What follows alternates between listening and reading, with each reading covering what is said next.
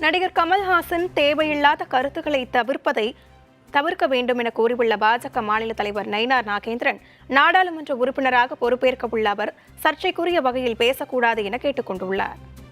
ஒரு மனிதனுக்கு தாய் மீது பற்று இருக்க வேண்டும். இரண்டாவது, தாய் நாட்டின் மீதும் பற்று இருக்க வேண்டும். தாய் மீதும், தாய் மொழி மீதும், தாய் நாட்டின் மீது பற்றுள்ள எவராக இருந்தாலும் அவரவர்களை பற்றி பேசுவதில் அதில் எந்த விதமான கருத்து வேறுபாடு வராது. சர்ச்சைக்குரிய பேச்சுக்களை தலைவராக இருக்கின்றவர், அதிலும் குறிப்பாக நடிகர் கமலஹாசன், அவர் என்ன பேசுகிறார் என்று தெரியவில்லை.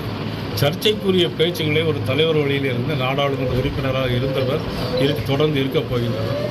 இதுபோன்ற கருத்துக்களை அவர் தவிர்த்திருக்க வேண்டும்.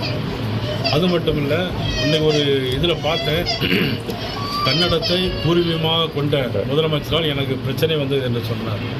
இது தேவையான பேச்சா என்பது தெரியவில்லை. ஆனால் தேவையில்லாமல் இந்த நடிகர் கமலஹாசன் அவர்கள் நாடாளுமன்றத்தில் பேசியிருப்பது என்று வருந்தத்தக்கது. இனிமேலாவது அவர் அதை திருத்திக் கொள்ள வேண்டும்.